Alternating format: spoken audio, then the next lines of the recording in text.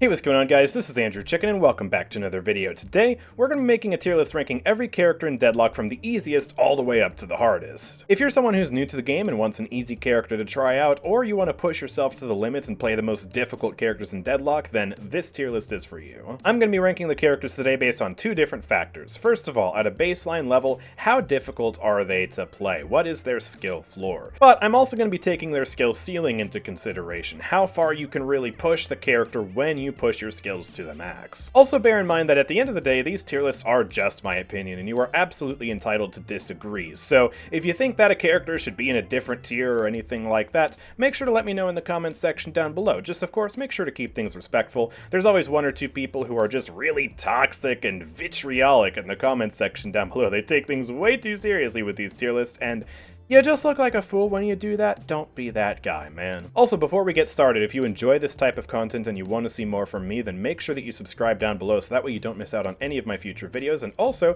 you let me know that you want to see more content like this. But with all that being said, let's get straight into the video. So, let's kick things off with the absolute easiest character in the entire game, and that is Seven, who is perfect for new players because he is so mechanically easy that a toddler could play him, and I say that as a Seven main. So what makes Seven so easy?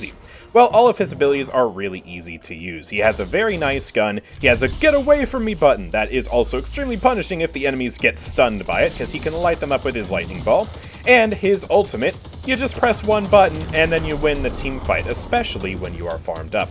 And Seven is the absolute best character in the game when it comes to getting money and farming jungle camps, because his third ability bounces to nearby minions and allows him to just take out camps better than any other character in the game. The only real difficulty with this character is the laning stage because he's somewhat weak, but as long as you don't totally fumble the bag in the laning phase, then you can just spend the next 10 minutes farming and press your ultimate in a team fight and win the game. It really is just that simple. So Seven is absolutely the easiest character in the game. After that we have Haze, who I like to call the Overwatch character, because she has a lot of abilities that'll feel right at home if you're coming from Overwatch or another hero shooter.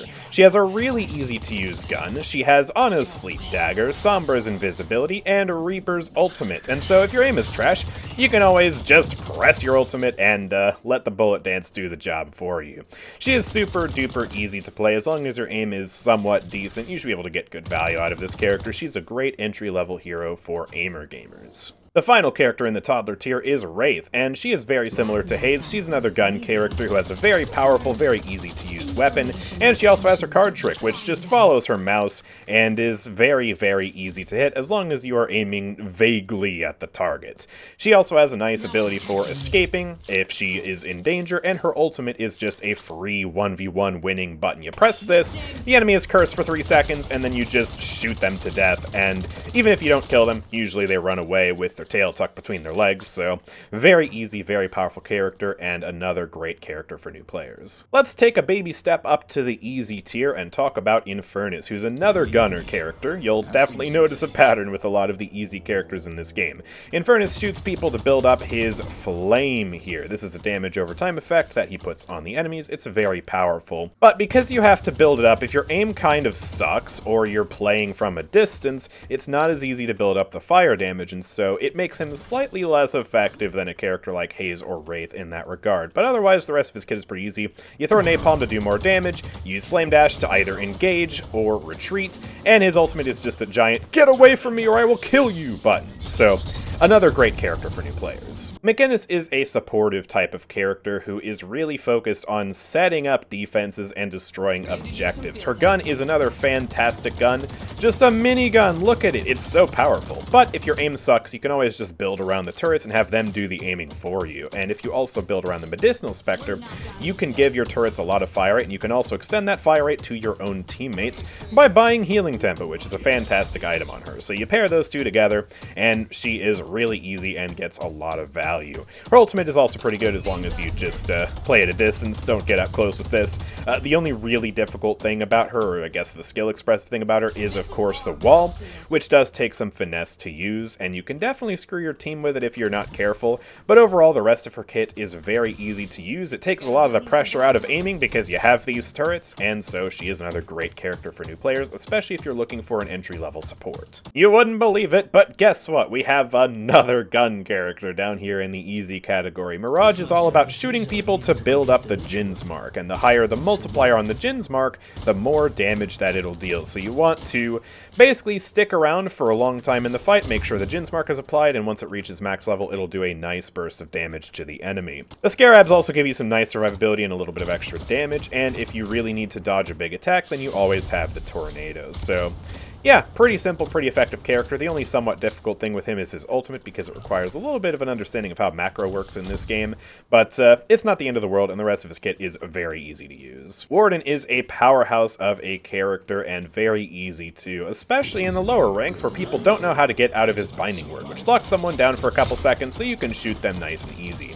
He also has this bomb that has a very low cooldown and a very nice area of effect, super consistent. He has a shield that he can give to himself to make himself tankier, but the real bread and butter of this character is, of course, his ultimate, which allows him to go in, make a ton of space, and deal a ton of damage. It puts this cone out in front of him, he heals for a ton based off the damage he deals, and it does a lot of damage as well. So you just press your ultimate, you go in, you make space, you get kills, and it is awesome. So very easy, very powerful frontliner character. Ivy is the final easy character in this tier, and she has a very low skill floor, but she also has a very high skill ceiling. So if you're looking for someone who's easy to get into but has a lot of room to grow, I would definitely recommend Ivy. She has a very nice gun, and a lot of people do build her for her weapon these days, but she also has this kudzu, which is a really good ability for farming and clearing waves. It has a massive area of effect here, and it does a pretty good amount of damage. She also has this very nice easy tether that just allows her to link to a teammate and give both her and the teammate a more powerful gun. It shoots faster, and it has lifesteal, so that's very nice. And if you need to dodge some damage or stun somebody, then, well, the stone form does just that. Very nice immunity frames, and the stun can be a little tricky to hit on a fast-moving target, but as long as the enemies are close to you, it's pretty easy to land. And her ultimate is nice too. It helps her get herself and an ally out of danger, or potentially go in, so long as you don't drop your ally 1v6 into the enemy team and basically force them to die. Yeah, this ultimate's pretty easy and pretty good to use, so yeah, just avoid sabotaging your team. Now for the intermediate heroes, starting with Viper. Viper is another gun character, but she's more complicated than the other gun characters because she has to slide around on her butt just like this. Otherwise, she will very quickly run out of ammo with her fast fire rate, low ammo capacity gun. If you play her like XQC, then you're not going to have a good time. So you have to make sure that you're actually sliding on the ground like this, and that does take some effort and a mastery of the movement system that the other characters simply don't require. The rest of her abilities are pretty easy. You put the lethal venom on a target who's half health or lower, and it'll do a lot of damage to them. And her ultimate can be a little tricky to hit on flying targets, but it's really good at stunning people out of important ults. You just gotta be careful not to sabotage yourself and your team, because while they are petrified, you can't do damage to them. And so you can definitely mess up your teammates if they want to hit someone with a powerful burst and then you just petrify them. But as long as you don't run into those issues and you make sure to slide and buy burst fire so you can slide better, yeah, Viper is definitely an approachable character for a new player, but she is intermediate and more difficult than the other gun heroes. Mina is yet another very powerful gun hero, and the first new hero on this list. And she is all about doing big burst damage with her love bites here, and then finishing people off with her rake. And so she wants to build for a lot of spirit damage, and it's a pretty straightforward playstyle, but what makes her difficult is the fact that she is the glassiest of cannons. She has basically no health, and she relies on using her Sanguine Retreat and timing it properly in order to avoid big bursts of damage and position to safety.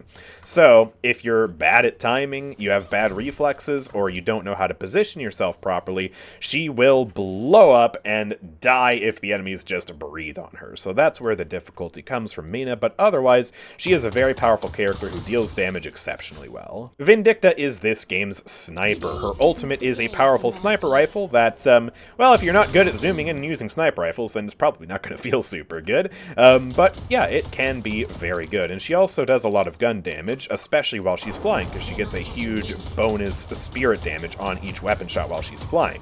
But, of course, flying makes her a sitting duck. She's very slow, and there's not really cover up here, so you need to be smart with your positioning and which fights you take while you're flying around like this. So, overall, it's not like she's the hardest character in the game, but she's definitely at an intermediate level level compared to someone like Infernus. Drifter is the second new hero on the list, and he is extraordinarily powerful, especially in 1v1s. He does a ton of damage, especially with his weapon, when he builds up stacks of his blood scent, which gives him more damage against isolated heroes, and a permanent weapon damage stack if he kills an isolated hero. The difficulty with this character comes from hitting the Stalker's mark consistently. It's a projectile, and also you gotta be good at up close and personal combat, which definitely puts you at more risk than someone who can just sit back and shoot people from a distance.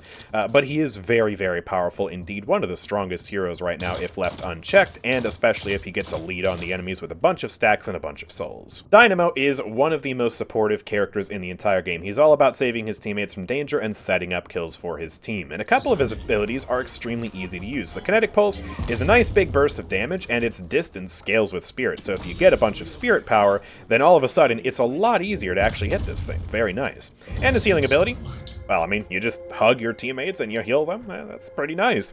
So yeah, all of that's pretty easy, but where the skill expression comes from is his Quantum Entanglement and his Singularity. His Quantum Entanglement allows him to block all incoming damage for a second here, just like that, kind of like Mina's movement ability, but he's also able to pick up his teammates just like this, and he can even pick up his teammates through walls just like this, which is very, very powerful indeed. However, it does take some getting used to, because you have to have good reflexes, good timing, you have to position yourself well in order to actually pick up your teammates and save them from something like Lash's ult, and you also got to be careful not to interrupt your teammates when they don't want to be picked up by Quantum Entanglement, whether they're channeling something important or they're using their momentum to go in. You don't want to screw them up with your Quantum Entanglement. Also, his ultimate is very powerful because it sucks in a whole group of enemies and locks them down for a couple seconds so your team can kill them. But it does require good coordination, and also if you miss, it punishes you with the longest cooldown in the entire game. This is a 230-second cooldown, so you really can't afford to miss it. It requires good positioning and good movement, and you often want to get something like Warpstone in order to help you hit this easier.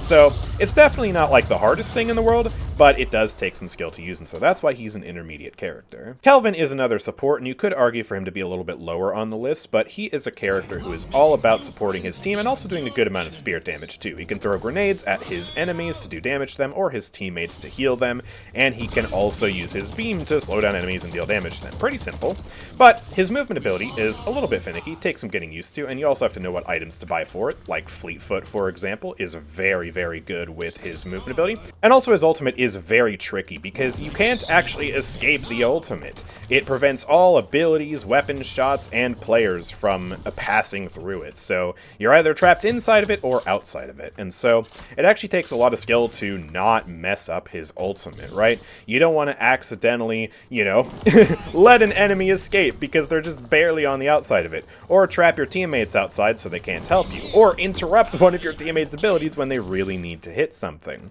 And you also don't want to accidentally freeze an objective at the wrong time, because he can indeed freeze objectives and prevent them from taking damage. So there is a lot of skill expression with his ultimate, and that's really why I'm putting him in the intermediate tier. Shiv is a very tanky character who likes to run around looking for executes, and while he's not particularly hard, he's not particularly easy either. He likes to stick people with his daggers and get up close and then dash through them just like that, and he does generally like to be in close quarters combat, which I would say makes him a bit riskier to play than some other characters. He is very tanky with his bloodletting, and he synergizes very well with healing, but you also have to manage your bloodletting properly and not get too overly aggressive, unless you want to just get yourself killed. He also likes to look for executes in team fights, and that requires good coordination with your team to actually, you know, get the enemies low in the first place so that way you can actually finish them off. And sometimes getting the enemies low enough in the first place can be difficult with Shiv without really making sure you land all of your abilities. So yeah, just kind of an intermediate level character. I don't really have anything to say about him. Abrams is a great character for new players if you want to learn the melee system. He is indeed an intermediate character, though, because he's not exactly easy, and you will get punished very early on for not knowing how to deal with parries. But that's why I recommend him, because he kind of just forces you into the deep end and forces you to learn how to deal with the melee system.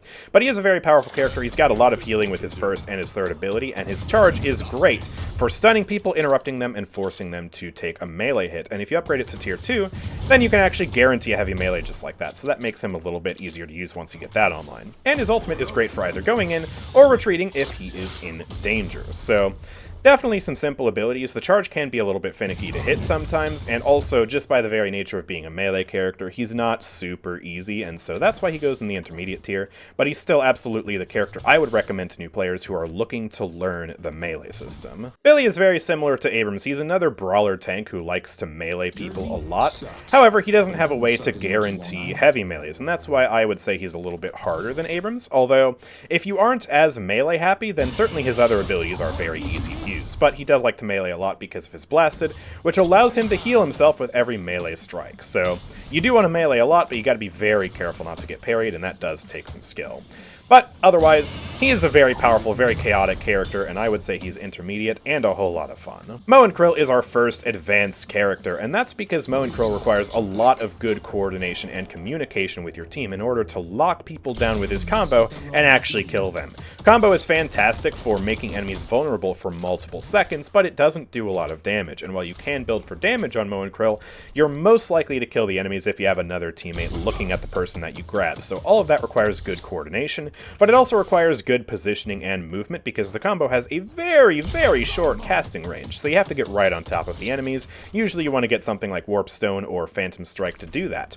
His other abilities are pretty simple, although the Scorn is another close quarters ability, so you have to manage your positioning smartly in order to take minimal damage while healing for the maximum amount, and sometimes that can be tricky, especially because Moe and Krill has the fattest hitbox in the game and 2 headshot hitboxes, so he does end up taking a lot of damage. But otherwise his abilities are pretty straightforward, which is why I put him at the bottom of the advanced tier. Lady Geist is a fantastic and very powerful character who does a lot of damage to all the enemies and herself. She does self-damage with these 2 abilities, the Bomb and the Malice, and so you have to manage your health accordingly, and you have to get a lot of healing abilities. And you also have to manage your positioning well in order to make good use out of the life drain, because it slows her down while she's casting it, and if she breaks line of sight, it will no longer do damage to the enemies, so you have to position yourself very smartly with that. But where most of the skill comes from is the soul exchange, because you have to be very, very low in order to make good use out of the soul exchange, and that comes with a whole set of risks, because the enemies can just burst you before you actually hit the ultimate. There is a cast time to it. You also have to be very close to the enemies to cast it in the first place, so they can also just outrange you, which is very, very bad. And they can also silence you or stun you or crowd control you in any which way that prevents you from using the soul exchange. And you'll often need some kind of movement ability, again, like a Warp Stone, in order to actually make sure that you're able to cast your ultimate. So that's where a lot of the skill comes from, and that's why she's an advanced character. Victor is kind of like Seven, but much more difficult. Like Seven, Victor also has a pretty terrible laning phase because he's not able to make use of his Aura of Suffering. He just takes too much self-damage without enough items to actually sustain himself. But once he's able to get a lot of those power spikes online from spending a lot of time just farming and building up wealth, then all of a sudden he turns into a juggernaut that is very, very powerful and capable of destroying the enemies. But he's still not without his counterplay.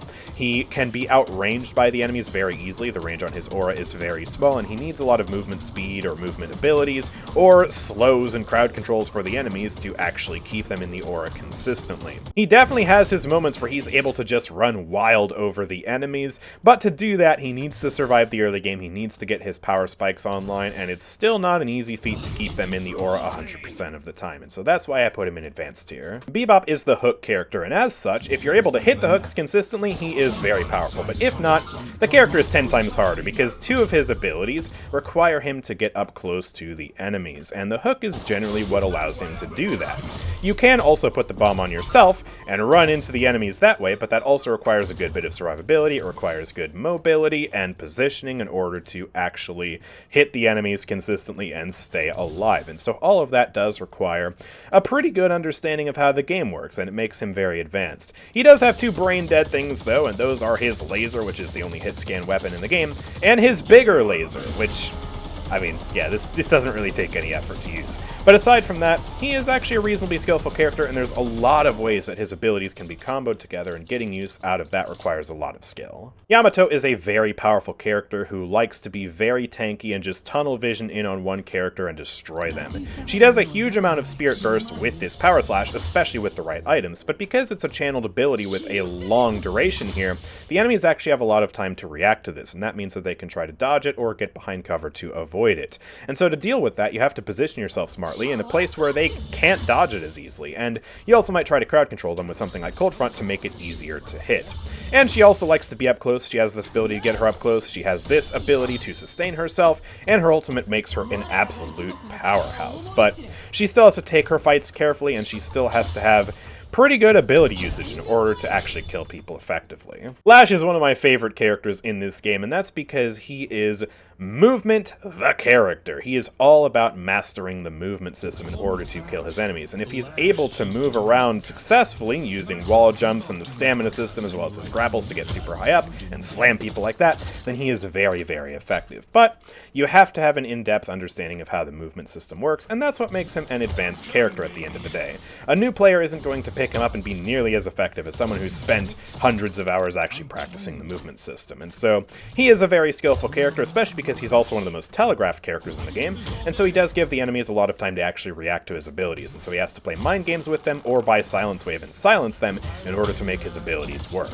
Now we're getting into the really difficult characters here with Grey Talon, who is the bow and arrow character in this game. He is all about hitting his charge shots here, which do have a somewhat forgiving hitbox, but still, if you're not hitting these, then you're not doing damage. He has a flight ability very similar to Vindicta, and that means it shares the flaws of Vindicta's flight, where he's basically a sitting duck, but he actually doesn't do nearly as much damage in his flight as Vindicta does, and so sometimes Grey Talon players will literally only use it as a super jump, just like that, and yeah, that does require some skill to pull off. His trap is also fantastic. It curses enemies, but it requires setup and pre-planning, because it doesn't explode right away, it has an arming time, and you also have to position it smartly, otherwise it's not going to hit the enemies at all. It's very good at securing things like the Spirit Urn or the Rejuvenator, but you have to set it up beforehand, and it can also help prevent enemies from diving on you, but yeah, all of that requires forethought and skill. His ultimate is also very good. It has a low cooldown and it does a lot of damage, and it also gives him stacking spirit damage as he gets kills with it.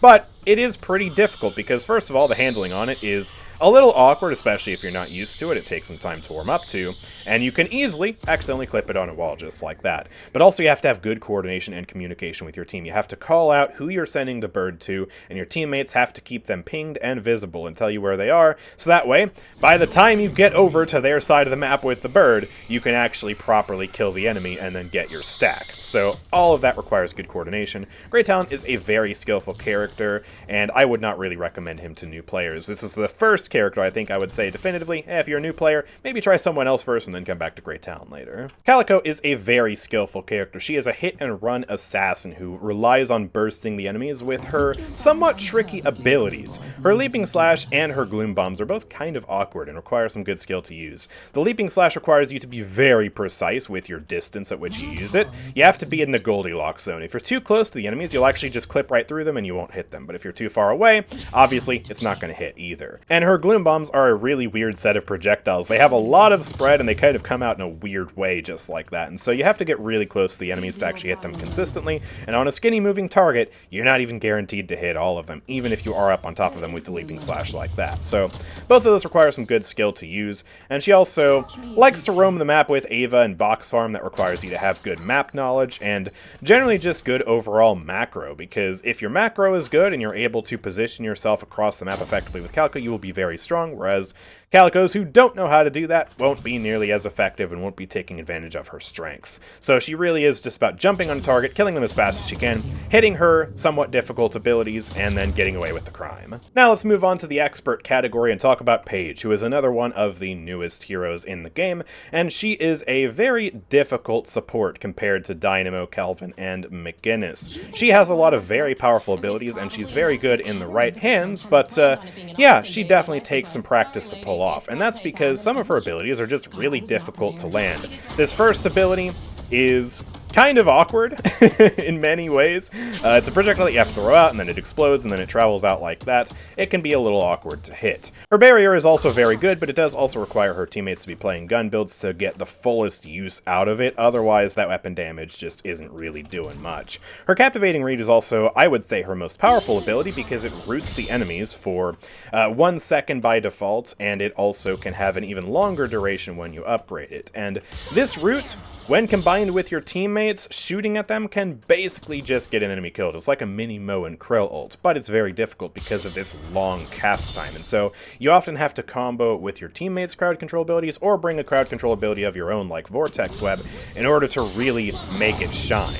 So that definitely requires a lot of skill to pull off. And finally, her ultimate is fantastic. It allows her to heal her teammates and stun the enemies just like that. And to get the most value out of it, you have to position yourself in a way where you can hit as many people as possible with it. So it's very good, but definitely takes some finesse to pull off. So I would say that she is definitely an expert level support, but let me know what you think in the comments. After that, we have Paradox, who is one of the strongest heroes in the game, but also requires a lot of skill to use. So she is all about getting enemies out of position and bursting them with very powerful abilities, and she can set up her abilities in a lot of different ways. She likes to prime people with her bombs, which give her a stacking damage amp on targets that the bomb hits, which is very nice.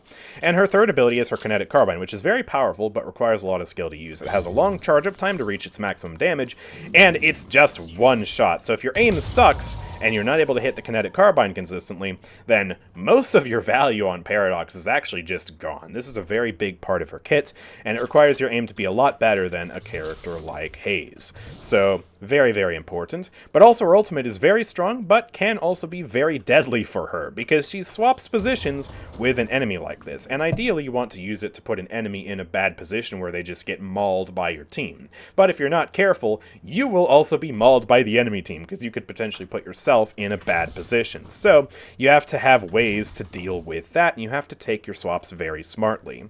And you also want to combo your swaps with your other abilities, and there are many different ways to do that, but usually all iterations of swapping people has you swap them through a wall just like that, and so you have to have the skill to pull that off too. So she really requires a lot of skill at every step in her kit. She requires good coordination with her team, she requires good ability usage, good aim, and good timing and positioning of her abilities as well. So very skillful overall, but very powerful if you can pull her off. Pocket is another very high skill but very effective character who loves darting in and out of fights and doing huge burst damage. So Pocket, fun fact, actually has negative spirit resist. They start out with minus 15% spirit resist, meaning they take 15% more damage from all spirit attacks. And that's because they're meant to avoid spirit damage entirely by teleporting with the flying cloak to a better position and using Enchanter's Satchel to just block damage outright. But you have to time that properly. Ability usage on this character is absolutely key. And the barrage is also a huge part of their kit, but it also requires a lot of skill to pull off because it messes with their momentum in a funny way, and also these projectiles are ridiculous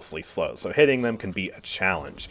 And then also you want to hit good afflictions with Pocket, but doing that requires you to get right up on top of the enemies as a character who is very squishy, and so it requires pre-planning with your abilities, fast reaction time, and just a whole lot of skill. Pocket requires some of the most skillful ability usage out of any character in the game, and so they are an easy expert tier. And finally we have Holiday, who is one of the strongest characters in the entire game, but she is also very skillful to play. She requires good mastery of the movement system, and she has one of the most complicated abilities in the entire game as well, in the form of the powder keg, which has a million different ways that it can be used. You can melee them, you can shoot them, you can jump and then melee them like that to explode them on the floor. It's a mess, and it requires a good amount of skill to actually pull it off and hit the kegs consistently in every situation. And she also requires good mastery of the movement system, especially when paired with her jump pads like this, in order to make the most effective use out of her kit and her damaging tools. She requires good aim too, because of her crack shot passive here, which gives her bonus headshot damage, but of course you have to reliably hit them in the head, so yeah.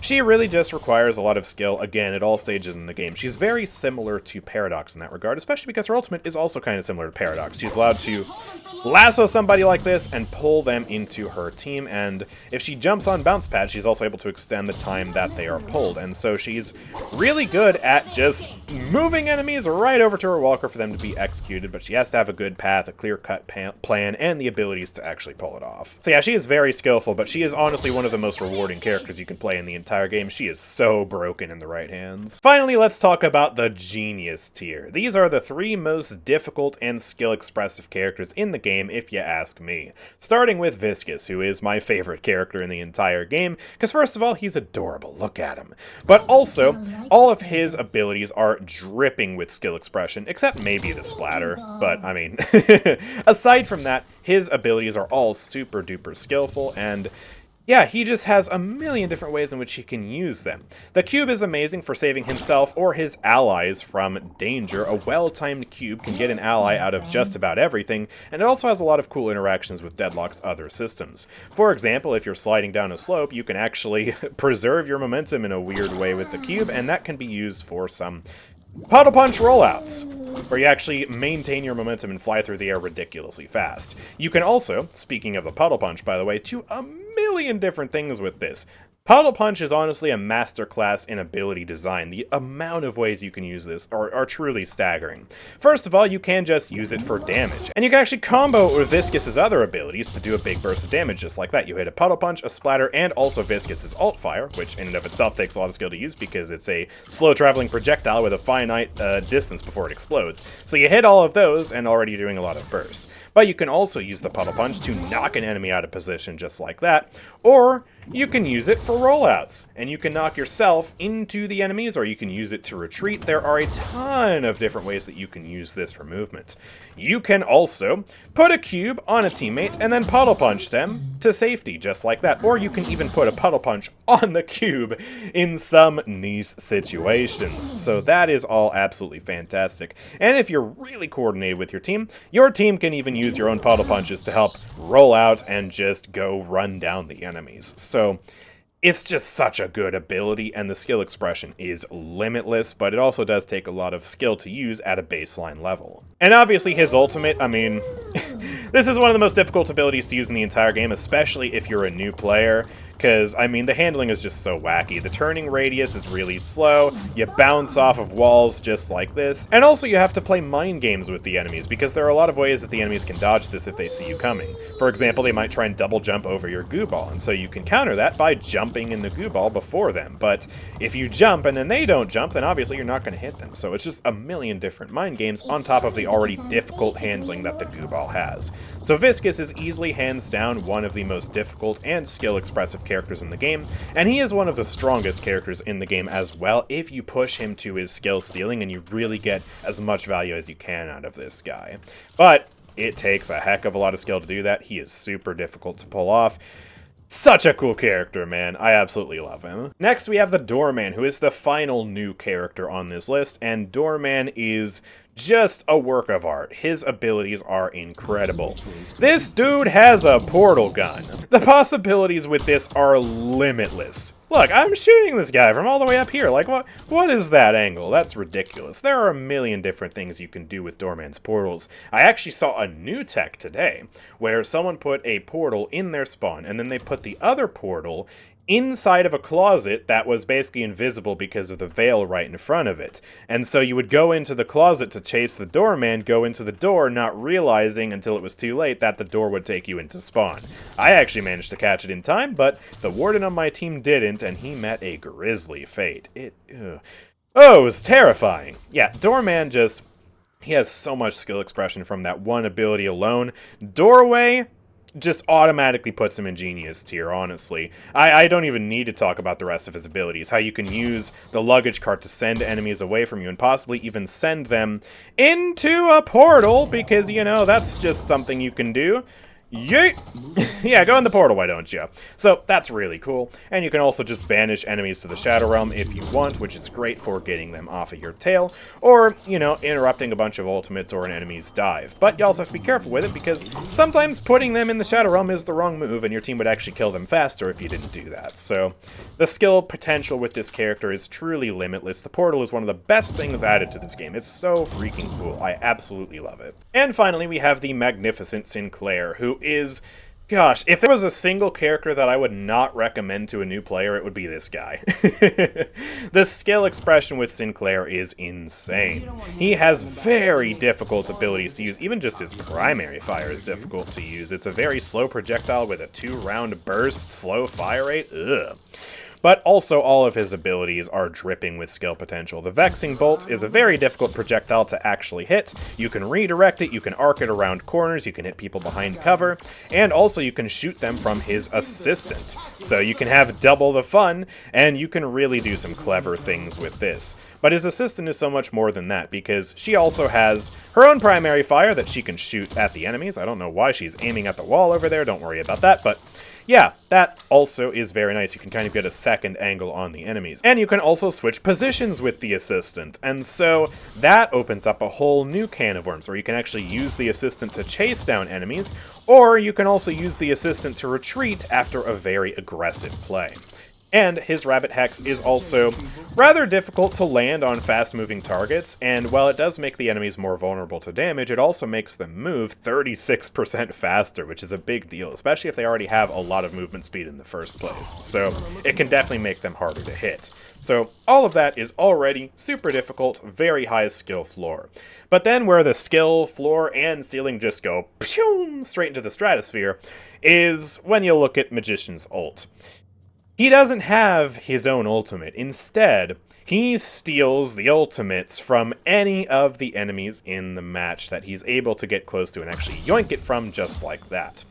And so to truly master Sinclair, you have to master every single ultimate in the game and understand how each character's ultimate interacts with the items that you have in your build. So with a build like this, for example, that's all based around Spirit Power, you definitely wouldn't want to steal a Haze ult. And you also have to have quick thinking to understand, okay, which enemies do I have in this fight right now? Whose ultimate would be best to steal? How should I appropriately use the ult?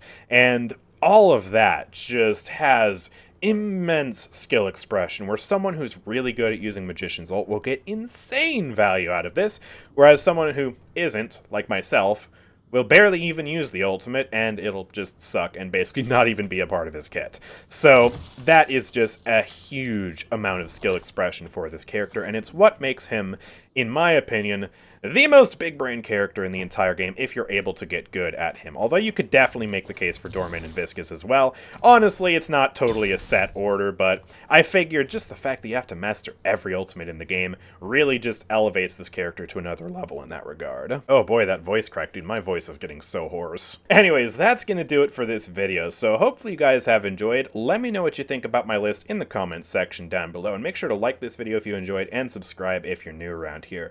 But with all that being said, thank you guys for watching. I will see you all next time. Peace out.